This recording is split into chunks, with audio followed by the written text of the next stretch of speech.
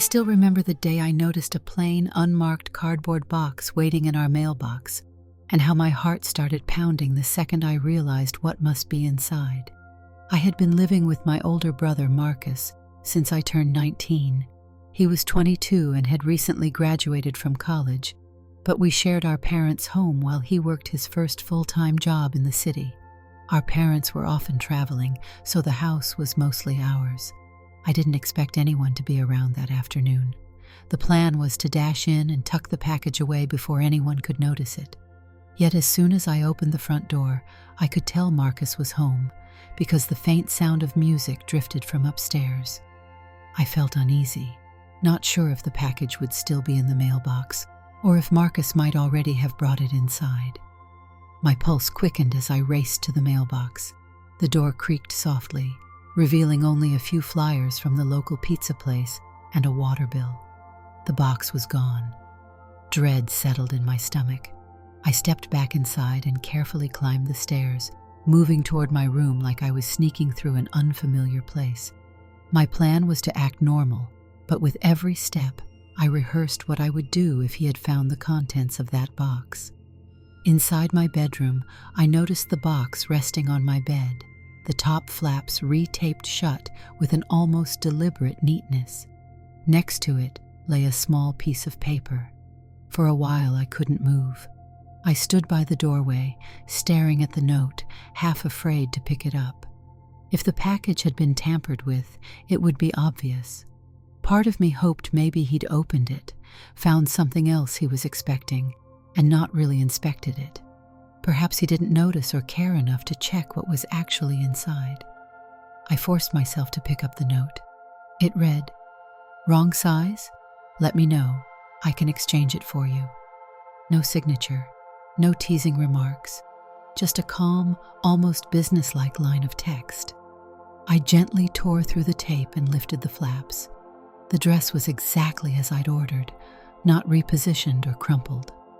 Marcus had to have seen it, but the garment was sitting there like some perfectly folded secret, shining softly in the light.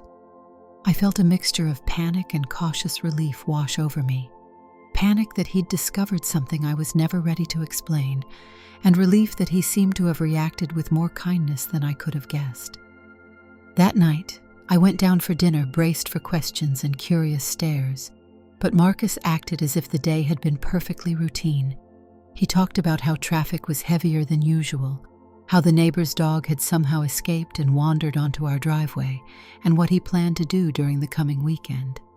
Not once did he mention the box. I wasn't bold enough to bring it up, so we ate in companionable silence.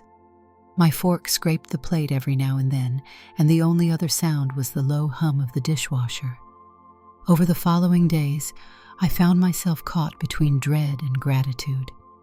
Marcus must have known the dress was mine, and if he suspected I had ordered it for some reason beyond a silly prank or costume, he never showed any hint of disapproval. A few times I thought I should say something, but the moment never felt right. What could I say anyway? I wasn't even sure of the words I wanted to use. I had imagined, if anyone in my family found out, they'd confront me, grill me, maybe ridicule me, or possibly handle it with forced support, but 100 hidden questions that would make me feel cornered. Instead, Marcus gave me no questions at all. Each day passed without drama. A week later, as I was tidying up my desk, I discovered a book with a bright cover perched against my laptop. It was a makeup tutorial guide, fairly thick, with colorful photographs and step-by-step instructions. A small note was taped on top. "Borrowed this from Jen. She says it's good for beginners." Jen was one of Marcus's closest friends. She worked at a cosmetics store and was known for her elaborate eyeshadow blends and knack for helping people find the right products for different occasions. It amazed me that Marcus had gone out of his way, had a conversation with Jen, and picked something that might actually help me. I felt my throat tighten. I wasn't sure whether to feel embarrassed, thankful, or alarmed that he'd enlisted an outside friend in all this. If Jen knew, it was possible others in their friend circle knew too. That night, I mustered my courage and went to Marcus's room. The door was half open, and I found him sprawled on his bed, scrolling through something on his phone while a random pop track played from a speaker on the nightstand. He looked up and greeted me with an easy grin. "Hey," he said, pausing the music. "Need something?" I held up the tutorial book. "Where did this come from?" He sat up. "Jen lent it to me. Well, to you, really. She had a spare copy. Didn't figure you'd mind." "Are you sure she's okay with that?" I asked quietly, not wanting to seem ungrateful. "Did you say it was for me?" He shrugged. "I told her I have a family member who could use some pointers. Jen's cool. She's not going to judge. If you want more help, she said you could stop by the store sometime." There was no mocking note in his voice. In fact, he sounded downright cheerful, like it was no big deal. I couldn't figure out if I was more stunned or relieved. Eventually, I just stammered, "Thank you," and hurried back to my room, clutching the book as if it were proof of something I'd barely let myself imagine. Acceptance without strings attached. I spent the next few nights poring over that book, even trying some of the eyeliner techniques with what little makeup I had. Everything was new to me. I was used to seeing eyeliner as something that belonged to an entirely different part of the store, but now I found myself reading about the best shape for different eye types, techniques for applying mascara, ways to choose a foundation. It felt like stepping into an unfamiliar world, one that somehow made sense to me in a way I struggled to articulate. Another few days passed, and then one Saturday morning, Marcus knocked on my door while I was halfway through browsing an online clothing shop. He poked his head inside. "I'm going to the mall with some friends," he said. "We're hitting that store you ordered from. You probably know there's a sale going on. Thought you might like to come, maybe check out more stuff." My first reaction was confusion and a little flash of panic. "You're inviting me?" Marcus nodded. "Yeah, why not? I'm driving. Our cousin Noah's coming. Jen might swing by, and a couple more folks. It'll be fun." He paused, noticing my hesitation. "Look, if it's too weird, no worries. But I thought you'd be interested in that store. I can drop you off there while we head to another section of the mall, or we can meet up. No pressure." He tried so hard to sound casual that I couldn't help but smile. The store he referred to had a fairly open layout. I'd seen pictures online, and I'd always been worried about stepping inside in person, alone. But now I had a chance to go with people who might keep me from feeling out of place. And I owed it to Marcus, in a way, to show him that I appreciated how supportive he was being. "Okay," I said quietly. "I'll come along." He grinned and gave me a thumbs up. "We leave in 10. Those 10 minutes raced by. I changed into a t-shirt and jeans, then grabbed a hoodie just in case. My nerves threatened to make me bail at the last second, but I forced myself to head downstairs. Marcus was already by the door, keys in hand, chatting on his phone with someone. He saw me, ended the call, and beckoned for me to follow him out to the driveway. We got in his car, and for the first time since this whole situation unfolded, we were properly alone. I buckled in, watching him tap a new playlist into the car's system. Once we were on the road, I ventured to ask the question that had been nagging me. "You're really okay with this?" He kept his eyes on the lane as he answered. "You're my brother. Nothing's going to change that. You remember my heavy metal phase, right? I dyed my hair bright purple and wore spiked collars. You didn't laugh at me. You just let me do my thing. This is way less annoying than that was." He chuckled. "Seriously, though, you're into clothes that make you feel like yourself, and maybe makeup, too. I don't see the problem. People can do whatever they want." I wasn't sure if I should laugh at his matter-of-fact tone or just be grateful. "You don't think it's unusual?" I asked, stumbling over how to phrase it. He glanced over with a soft look. "I don't care about usual or unusual. I care that you're comfortable. So if you want to come buy clothes, or if you need me to drive you, I'm game." A warmth spread through me that almost made my eyes sting. I looked out the window to hide my emotion. "Thank you," I said. He turned up the music slightly, and that was pretty much that. No big lecture, no tense conversation about the deeper whys or hows. With Marcus, everything felt simple, even if the situation itself was anything but simple to me. I appreciated how he kept it from becoming some huge event. We picked up Noah next. Noah was Marcus's and my cousin, a guy who was in his early 20s as well, fresh out of college. He hopped into the back seat, greeting us with an exasperated sigh about how hot it was outside. He wore a tank top and cargo shorts, plus a baseball cap he kept adjusting every 5 seconds. Marcus introduced me to Noah all over again, as if we didn't know each other, which made Noah laugh. "We're literally related," he pointed out. Marcus just grinned. "I know, but it's a big day for him. I'm taking him to that new store that just opened up." Noah cut in. "The one with the big mannequins in the window that have all sorts of bright clothes? I heard about that. They carry some interesting stuff, apparently. A friend of mine was raving about it." I watched him closely for any sign of judgment, but he just seemed curious. It was Marcus's ride, so I guess he was willing to follow wherever we went.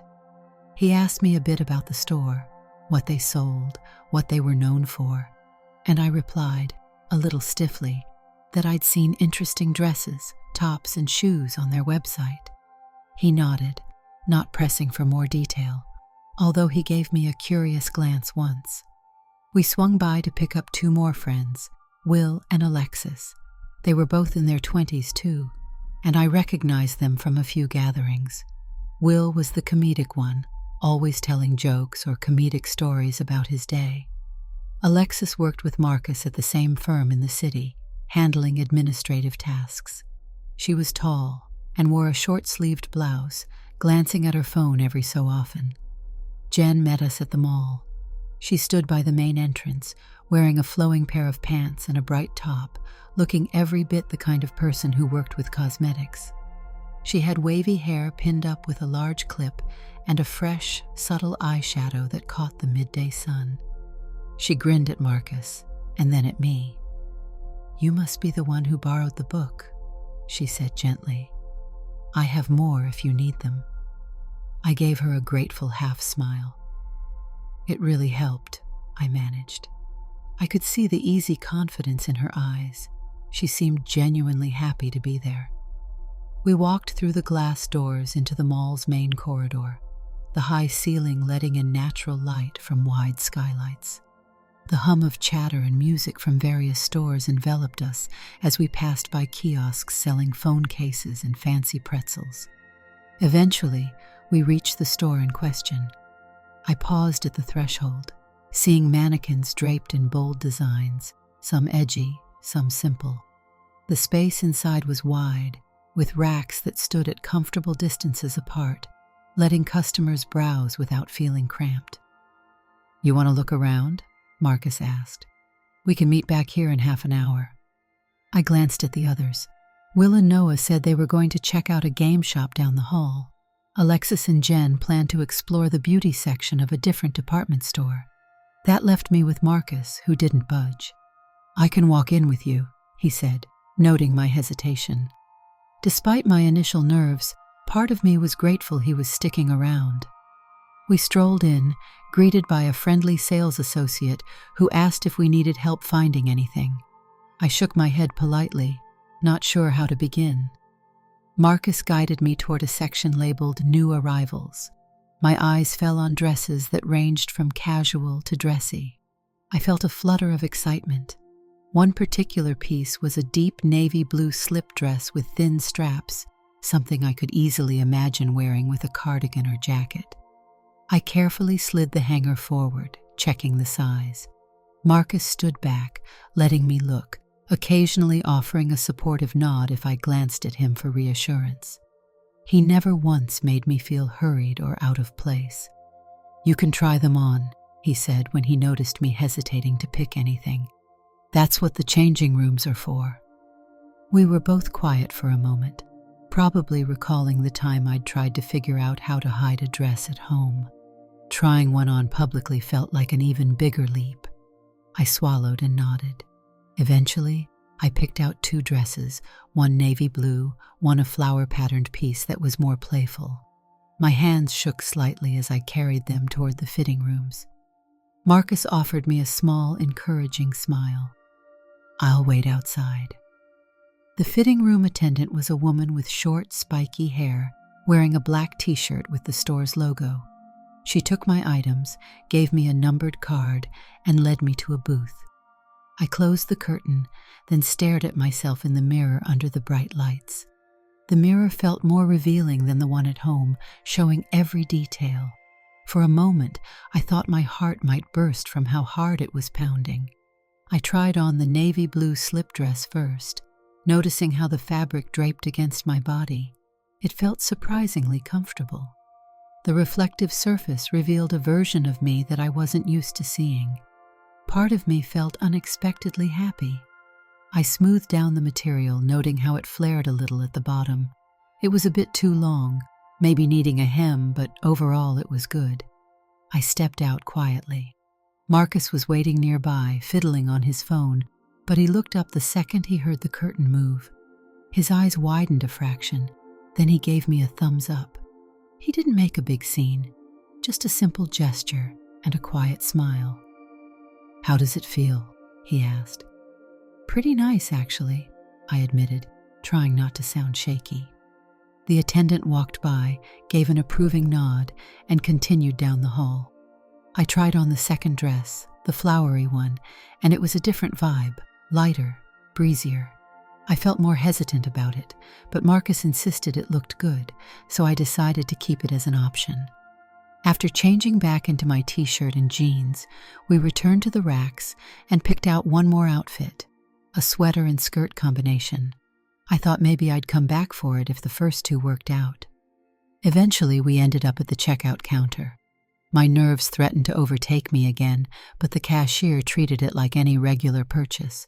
She folded the dresses, tucked them into a bag, and told me about the store's return policy. Nothing was complicated.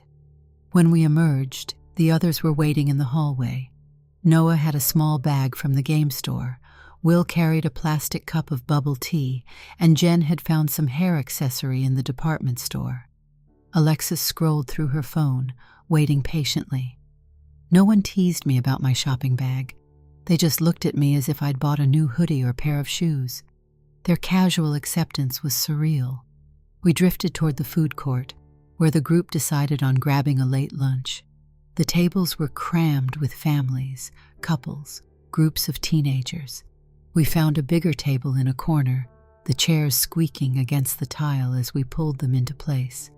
Marcus sat next to me, while Jen took a spot across from me, rummaging in her bag. She produced a small lipstick tube. "You want to try something that goes with your new purchase?" she asked quietly, with a friendly smile. Heat rose to my cheeks. "Here?" Jen laughed. "You can look in the bathroom mirror if you're worried about doing it at the table. Don't worry, you'll do fine." I hesitated, then decided to be bold. "Okay," I said. "Let me see that." Marcus and Noah took this as a chance to grab their food from the stalls, while Will and Alexis debated what to order. Jen handed me the lipstick. It was a muted rose color, not too bright. I glanced around the bustling court, realizing no one was really paying attention to us. Everyone had their own day to worry about, so I popped off the cap and carefully applied a little. It felt smooth, a bit foreign on my lips, but not in a bad way. Jen smiled. "Looks good, subtle." I caught a glimpse of myself in a reflection from a nearby window. The lipstick gave me a soft touch of color. It surprised me how a small thing could shift my mood. A subtle wave of confidence coursed through me.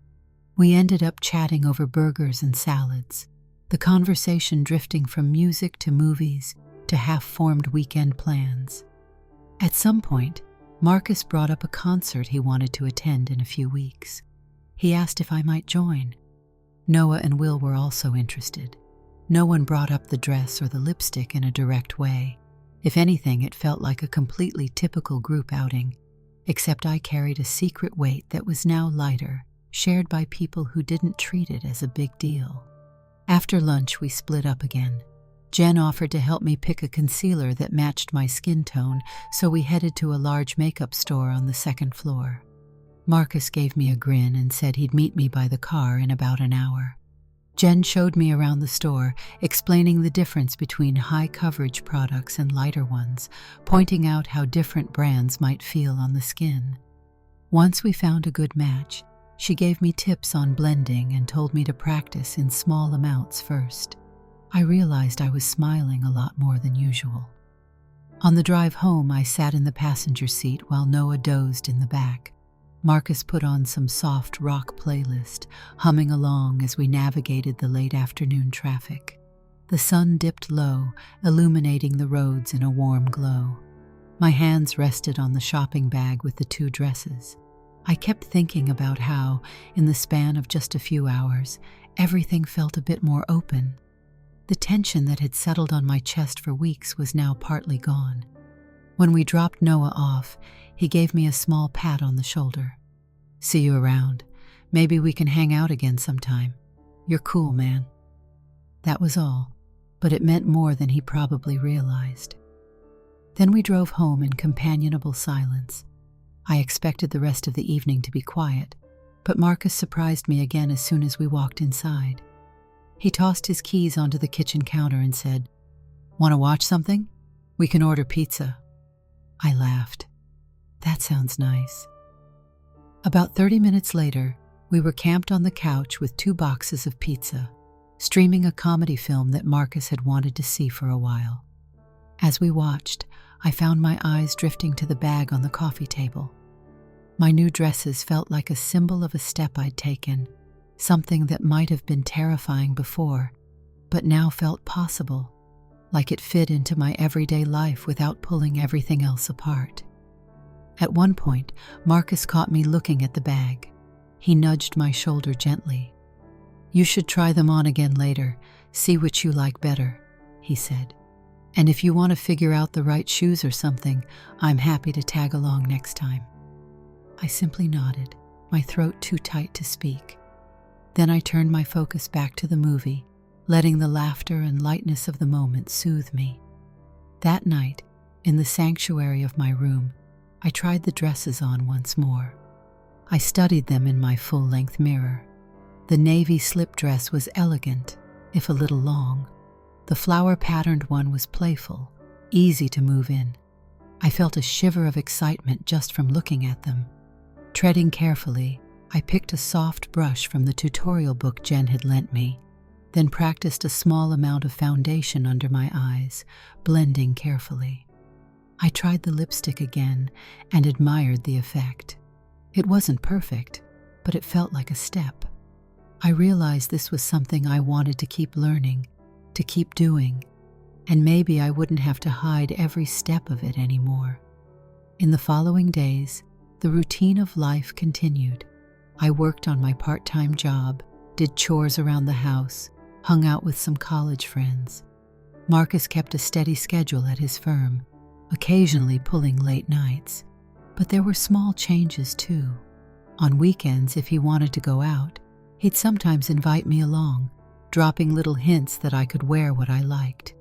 I wasn't quite ready to go out in public wearing a skirt or a dress just yet, but the fact that he offered meant more than he knew. A couple of weekends later, Marcus knocked on my door again. "I'm heading out with a few friends tonight.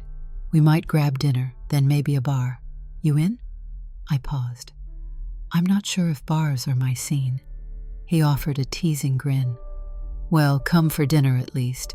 Then you can decide if you want to join us for drinks." This time I actually considered what to wear more carefully. I thought about wearing my new skirt or the navy dress, but the idea of stepping into a restaurant with them on made my heart flutter with both anticipation and worry. Yet something in me didn't want to let the fear rule me. I decided to take a smaller step, picking out a pair of tight black jeans that I'd never worn before, plus a more fitted t-shirt. For a subtle nod to the style I liked, I applied a slight bit of eyeliner, a move I'd practiced several times in my room. I tried to keep it faint enough that it wouldn't scream for attention, but noticeable if someone looked closely. When I emerged from my room, Marcus was fixing his hair by the hallway mirror. He glanced at me, then gave a low whistle. "Looking sharp," he said, a grin tugging at his lips. I felt my cheeks warm. "It's not too obvious, right?" I asked, referring to the eyeliner. He shrugged. "I think it looks fine. Seriously, you worry too much. People wear all sorts of styles these days." It was a small statement, but it helped. We left the house and met up with Jen and Will at a trendy little restaurant downtown. Jen took one look at my eyeliner and gave me a wide smile. "Ooh, nice detail," she said approvingly. She then promptly moved on to discussing an upcoming trip she was taking, as though the eyeliner was hardly a topic worth fixating on. At dinner, I felt comfortable for maybe the first time in a public setting while wearing a style that expressed more of what I was interested in. Will cracked jokes about his coworker's attempt at crocheting. Jen complained that her phone screen had cracked, and Marcus recounted an embarrassing story from his last shift at the office. By the time dessert arrived, my shoulders had relaxed, and I realized how at ease I felt. No one was judging me. Even if strangers looked my way, I hadn't noticed or cared. After dinner, the group decided to head to a nearby bar. Usually bars made me anxious. So many people, loud music, the potential for tense confrontations. But tonight, I felt a small spark of daring. I agreed to come along. Inside, it was dimly lit with neon signs over the bar area, and a crowd that was more relaxed than rowdy. We found a booth near the back. Marcus and Will got beers, Jen ordered a cocktail, and I opted for a simple soda. At some point, a couple of new folks joined our table, friends of friends. One of them, Tessa, noticed my slight eyeliner and said, "That's cool. Did you do it yourself or did someone help?" I admitted it was my own attempt, and she smiled, handing me a compliment about how nice it looked. The conversation drifted to music, to random gossip about people's workplaces, to funny anecdotes about childhood memories. I found it remarkable how easy it was to fit in once I let go of the constant fear about how people might react to my appearance. Marcus rarely turned the spotlight on me. He let me participate at my own pace, chiming in when I felt comfortable. That night, I got home feeling oddly proud of myself. It wasn't that I'd done something heroic or grand. I'd just been me in a new context, stepping a bit outside of the shell I'd worn for too long. As I slipped off my shoes, I caught Marcus giving me a warm smile. "See?" he said softly. "You can wear what you like. It's totally fine." We parted ways for the night, each heading to our rooms. I closed the door, exhaling a long breath. In the mirror, my eyeliner had smudged a bit from the humid air in the bar, but it still looked decent. I wiped it off gently, realizing I wasn't upset about it smudging. It felt almost like a badge of honor from the night I'd just had. Over time, I found a rhythm. On days off, I would practice makeup techniques or try on outfits, finding out what made me feel most comfortable.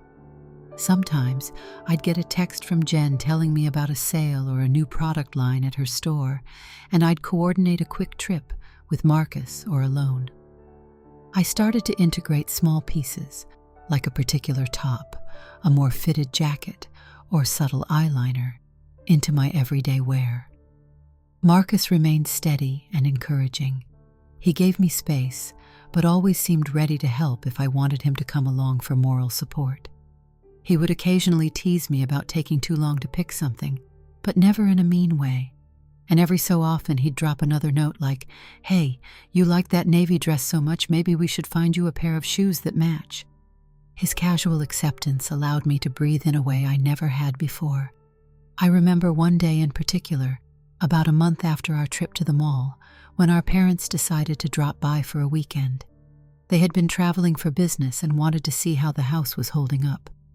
I panicked, unsure if they'd noticed the subtle changes in my wardrobe or the new products on my bathroom counter. Marcus told me not to freak out. They might not even notice, and if they do, let me handle it, he promised. Our parents arrived late Friday evening. We set up the guest room for them, but of course they drifted around the house to see what was new.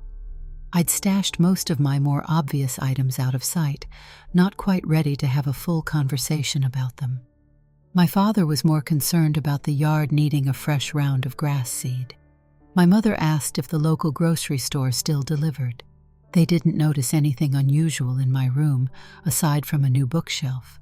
The weekend was filled with polite small talk, and it ended without any confrontation. That said, I occasionally caught Marcus giving me a look that said, "You're going to have to be ready for questions at some point." But that day hadn't arrived yet, and I decided not to push it. A few days after they left, Marcus and I were in the living room. He was watching a sports game, and I was flipping through a clothing catalog. He muted the television during a commercial. "So," he said, "Mom and Dad come back for the holidays soon. You planning to talk to them?" I paused, fiddling with the corner of the catalog. "I don't know. Maybe. Not sure what to say." He shrugged. "They'll figure it out eventually, right? Might as well plan how you want to approach it." The thought tied my stomach in knots. Yet I realized that the terror I once felt at being discovered had lessened. Marcus was living proof that someone close to me could handle the knowledge without making it a big ordeal. Maybe it wouldn't be as terrifying as I imagined. Still, I changed the subject. "When's your next free Saturday? I kind of want to go to that new boutique downtown. It's supposed to have a great shoe selection." He snorted. "You? Looking for shoes? Who are you and what have you done with my brother?" I stuck my tongue out at him. "Shut up. Yes, I like shoes apparently." He laughed, unmuted the TV, and we let the moment pass, content in the sense that our daily life was changing, but still comfortably ours. The following weekend, we visited that boutique. It was a small space tucked between a bookstore and a coffee shop. The shoes ranged from casual flats and sneakers to heels of varying heights. I felt a pang of excitement seeing them lined up on display. Normally, I would have walked right by a store like that, maybe glancing in the window but not daring to enter. This time I took the lead, stepping in with Marcus behind me. A cheerful sales clerk offered assistance, and Marcus immediately pointed to me with a wide grin. "He's shopping for something fun." I gave him an exasperated look, but he just shrugged, unashamed. The clerk didn't bat an eye. She just helped me figure out what size I needed. I tried on a pair of low-heeled black shoes, seeing how they felt walking around the store. It was a little challenging to balance at first, but not impossible. Marcus watched me, arms folded, looking faintly impressed. When I slipped them off again, he asked if I liked them. I admitted they were nice, but maybe I'd consider something with a slightly thicker heel. We found a pair that matched the navy slip dress more naturally. I tried those on, and we both agreed they suited me better. Marcus snapped a quick photo on his phone, capturing me from the knees down so I could see how they looked. My heart pounded with a mix of nerves and excitement. It felt so new, yet so oddly right. As we left the store with a shoebox tucked under my arm, Marcus asked me if I wanted to actually wear them out sometime. I laughed. Let me get some practice walking in them without looking like I'm about to topple over. He teased me all the way home, but it was the playful, supportive kind of teasing. I realized that in many ways he'd become the person I could rely on most for this part of my life. He never pretended to be an expert, but he had a steady acceptance that seemed unshakable. Time went on, and small steps accumulated into bigger changes. I got braver about wearing certain things outside the house, as long as I was with Marcus or Jen or a few other friends who didn't mind.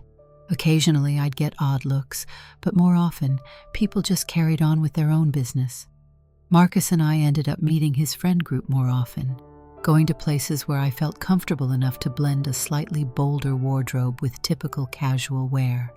It wasn't as though I woke up every day and threw on a dress, but the options were there. I could try new combinations of clothing that better reflected how I wanted to present myself. And no matter what, Marcus treated me the same. One rainy afternoon, I was cleaning out my closet, discarding old t-shirts I no longer wore, when I came across the first dress I'd ever purchased, the one Marcus discovered in that cardboard box. I picked it up, letting the memory wash over me. I remembered the knot in my stomach, the fear of him judging me. I sat on my bed, holding the dress across my lap, grateful that the reality had turned out so differently than I had imagined. Just then, Marcus knocked on my door. He stepped in, glancing at the clutter of old clothes around me. "Whoa, doing some spring cleaning?" he joked. "Something like that," I said, smoothing the fabric of the dress. He nodded at it. "Haven't seen you wear that in a while. It's nice, though." I exhaled softly. "Yeah, it's still my first. Kind of symbolic." Marcus rubbed the back of his neck, looking momentarily sheepish. "You know, I never really apologized for just opening that box without your permission. I mean, yeah, we were expecting a game delivery, but still, I probably could have guessed it wasn't the right package." I gave a faint smile. "No need to apologize. Honestly, I guess I'm kind of glad you found out that way. Otherwise, I might have never told you." He leaned against the doorframe. "Well, I'm glad I opened it too. Strange how life works sometimes, huh?" I nodded, appreciating the honest moment between us. Then he added, "Hey, if you're done cleaning soon, want to go grab some groceries? I'm thinking about making dinner." We ended up at the grocery store, wandering the produce aisle. Marcus tossed tomatoes and peppers into our cart while I picked out some fresh herbs. Despite the mundane nature of it all, I felt a comfort in these everyday tasks that had become part of our life. There was no barrier, no awkwardness about who I was or what I liked to wear. He saw me as his brother, plain and simple, and that was enough. That evening, we invited Jen over for dinner. She arrived in a denim jacket, shaking off rainwater from her umbrella. Marcus and I had tried our hand at a vegetable stir-fry with noodles, and the result was surprisingly decent. We chatted at the kitchen table about random things, work updates, the new coffee shop that opened downtown, the possibility of traveling together once we saved up enough money. At some point, Jen offhandedly mentioned that her boss was looking for a new part-time associate who was good with communication, and she half-jokingly suggested I apply. I gave a mild laugh. "Work in a makeup store? I don't know if I have the skills for that." She shrugged. "You seem plenty interested in the products. It's not just about selling. It's about connecting with people and helping them find what they need." Marcus raised an eyebrow in my direction, a hint of a grin curving his lips. "Sounds perfect for you," he said. I felt a flicker of excitement and apprehension. "Maybe. I'll think about it."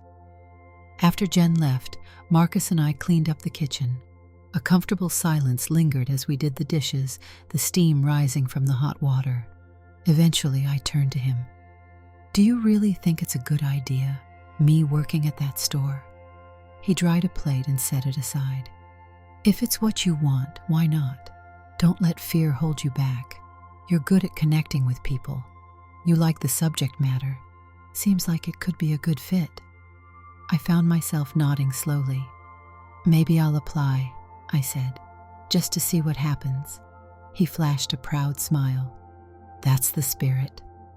The next day, I actually went down to the store with Jen, half expecting to chicken out. But she introduced me to her manager, a middle-aged woman with sharp eyes and a kind smile. We spoke about the responsibilities, my availability, and the extent of my knowledge about the products. I admitted I was learning more every day, but was enthusiastic about it. She told me they'd let me know soon. A week later, I got the job. It was just part-time, a few shifts here and there, but it felt monumental, a sign that I was ready to step further outside the confines of who I used to be. During training, I got to explore different product lines, try new techniques, and learn the ropes of customer interactions.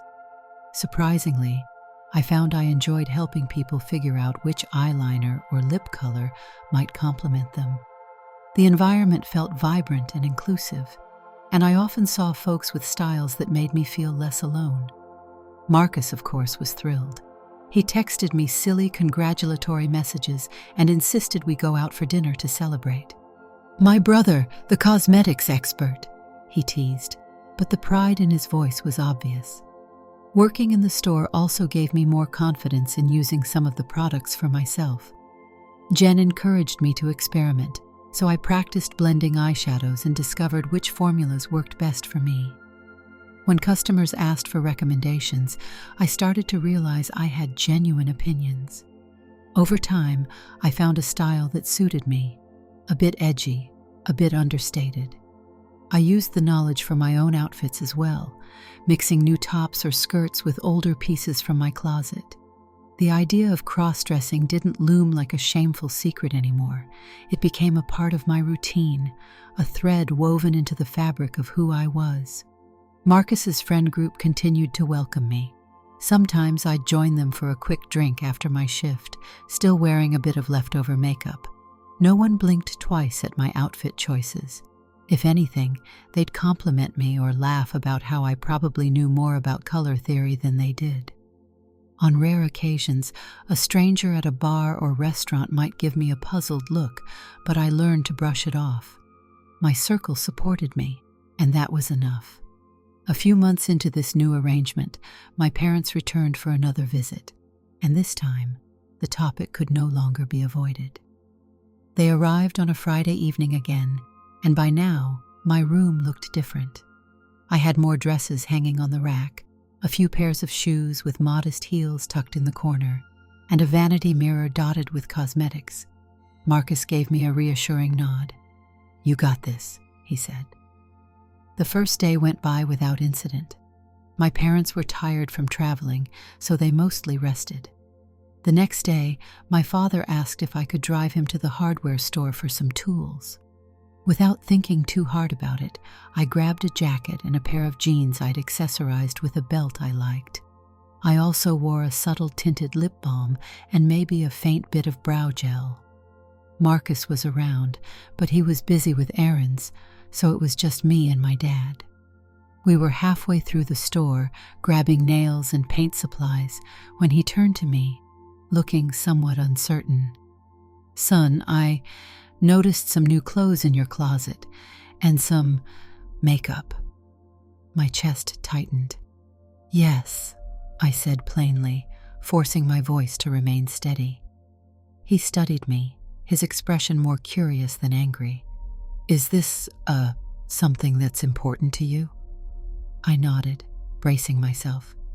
"Yes, it's how I like to dress sometimes. I'm not hurting anyone, I hope you're okay with it." He pressed his lips together, nodding slowly. "Your mother and we just want you to be healthy and happy," he said, stumbling over the right words. "If this is part of your life, we can try to understand." Relief almost made me dizzy. I helped him gather the rest of the supplies, and the subject faded for the moment, overshadowed by the routine chore of checking out at the register. But I felt the tension in my shoulders release. It wasn't a thunderclap of disapproval, nor was it a wholehearted embrace, but it was open enough that I could see a path forward. Marcus, of course, texted me the moment he realized we'd had the talk. "How'd it go?" he asked. I texted back simply, "Better than expected." He responded with a happy face emoji. That night, after our parents had gone to bed, Marcus and I sat in the living room, the TV providing a low background noise. He gave me a sly smile. "Told you it'd be okay. You worry too much." I gently nudged him with my elbow. "You have a knack for being right, apparently." He laughed. Only about half the time. But you handling it the way you did, that's good. Dad will come around even more, I bet. Mom, too. I stared at my hands. It's weird thinking about how anxious I was, hiding that dress in my closet, never wanting anyone to see it. And now here I am, not only buying more dresses, but working at a makeup store. Marcus's gaze turned thoughtful. Things change, I guess. People can surprise you, and sometimes life just moves in directions you never saw coming. We let the silence envelop us, the soft glow of the TV dancing across the walls. I felt an unspoken gratitude for the person next to me, the brother who had found out by accident, but never once made me feel ashamed. If anything, he'd shown me I didn't have to face everything alone. A few weeks later, my father surprised me by asking about the makeup store job. "What exactly do you do there?" he inquired. "Help people pick out colors, or—" I explained my duties, how I might greet customers, see what they're looking for, demonstrate how certain products could be applied. He nodded, seeming mildly impressed. "Never thought about all that work going into it," he said. "Well, good to know you're learning a skill." My mother chimed in that she might like to come by and see the store sometime, which made me flush in equal parts nerves and pride. Marcus gave me a wide grin from across the table, and I knew he was probably recalling all those times he told me it would be fine in the end. Maybe he was right more often than not. Working at the store continued to boost my confidence. Sometimes I'd style my hair a bit differently or experiment with a bolder lip color, always mindful of what felt comfortable. Customers came in all varieties, each with their own preferences. My co-workers were a lively bunch, supportive and open, which made me realize that the world was broader and more accepting than I once feared. It wasn't perfect, but it was far from the nightmare scenarios I had built up in my mind. Every few weeks, Marcus and I would plan a little outing, whether it was a local market or a small music venue. Sometimes I'd dress in a more traditionally masculine style. Other times I'd incorporate pieces that leaned more traditionally feminine. At times I'd skip makeup entirely. At others I'd try a full routine. Marcus never seemed fazed. He was more concerned about what we'd eat for lunch or how we'd avoid traffic on the way home. One day, after we returned from a trip to the bookstore, Marcus flopped onto the living room couch, leafing through a new graphic novel he'd bought. I settled into the armchair, sipping a cold soda. He glanced up, as if something just occurred to him. "Remember that note I left you after I opened that package? The one about exchanging the size if it didn't fit?" I laughed softly. "Yeah, it's kind of seared into my memory." He chuckled. "I wrote that in a total panic. I was sure I messed up.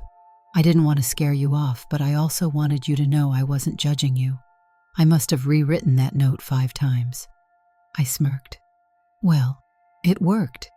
You made it clear you weren't going to blow up or anything." He shook his head. "You're my brother. That's never going to change.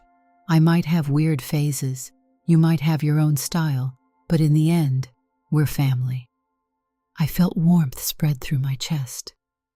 "I can't tell you how much I appreciate it. Seriously." He shrugged, that easy smile on his face. "Anytime." We lapsed into a comfortable quiet, him skimming through pages of the graphic novel, me enjoying the moment. My phone buzzed with a message from Jen, reminding me that the store had an upcoming sale. She asked if I wanted to pick up any new foundation or maybe experiment with a bright eyeshadow. I typed back that I'd think about it. Glancing out the window, I watched a few leaves swirl in the breeze. Life felt more open-ended, with possibilities around every corner. That old fear, the one that had once pressed down on me, was now a faint memory. I still had nervous moments. I still worried about how others might react from time to time. But I had discovered that not everyone would reject me. My brother's matter-of-fact support was at the center of that discovery. Each time I remembered the note he first wrote, or the makeup tutorial he borrowed from Jen, or the day he invited me to the mall without making a big deal of it. I realized how crucial he'd been in making me feel okay about all of this. And as I sat there, watching Marcus flip through the novel, it struck me that life's biggest changes sometimes arrive in small packages. For me, it came in a cardboard box delivered to the wrong person at the wrong time. A perfect accident that turned out to be exactly what I needed.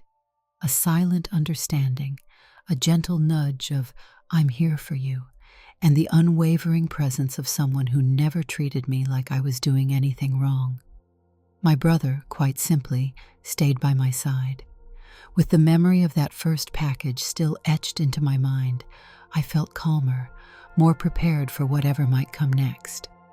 I didn't have all the answers, but I had a sense that I'd keep growing more comfortable, step by step.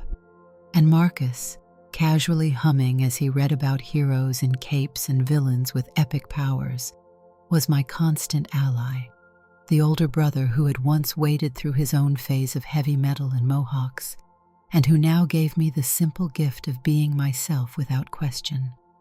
He glanced up, noticed my expression, and lifted an eyebrow. "What's that look for?" he asked, amused. I just smiled. "Nothing, just thanks." He rolled his eyes in a playful way. "You're welcome, I guess. Now, do you want to help me figure out how this ends?" He waved the graphic novel in the air. "I swear the plot's all over the place." I laughed and got up, crossing to the couch to sit beside him. Together we read the pages, pointing out details in the artwork, guessing which twist would come next. Outside, the afternoon light dimmed into evening. The house felt warm, welcoming, and safe.